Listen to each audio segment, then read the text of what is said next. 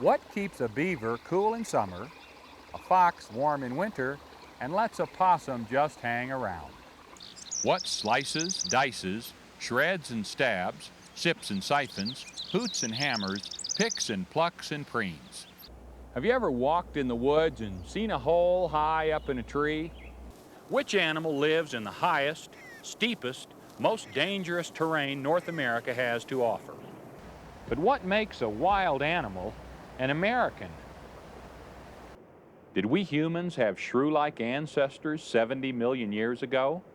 If you were asked, what's your favorite animal? Would your choice be snakes?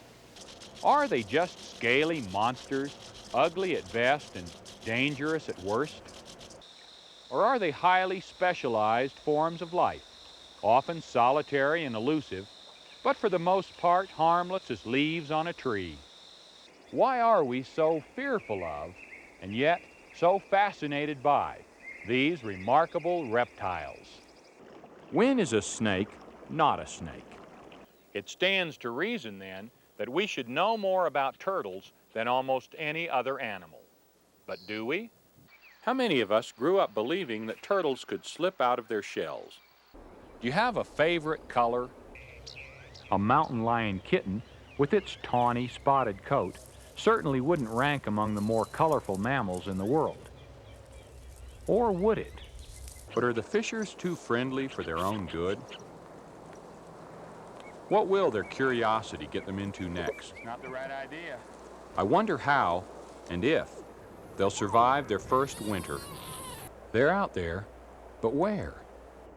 What bird has ears in front of its eyes and an upside-down brain?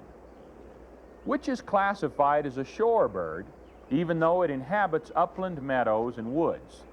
And what bird has dozens of names, such as bogsucker, mudbat, and timberdoodle? Which animal is ferocious as a weasel, graceful as an otter, and when upset, smelly as any skunk? Give up? What would it mean, and what would it take, to create a prairie park? Why should we leave out our great heritage of grassland? 1 million acres sounds like a lot of land. Where could we find a place to put a park that big? 1 million acres of empty grassland. Who needs it, some might say?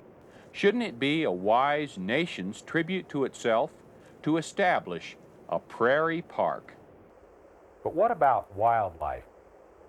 Where can these creatures go to find not only the space and solitude that man sometimes craves, but the very elements basic to their survival? How does man benefit? Do we wish to see their ancient migration routes restricted, or their numbers reduced to a few isolated bands?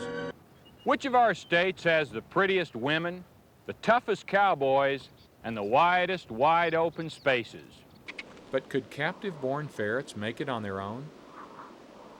Could they possibly reproduce and reestablish their species?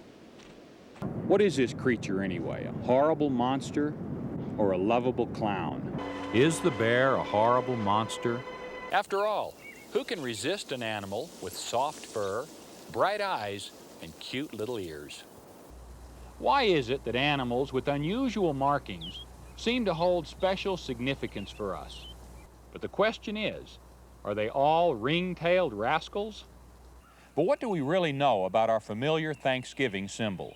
And what are these creatures in tropical Florida, thousands of miles from Alaska?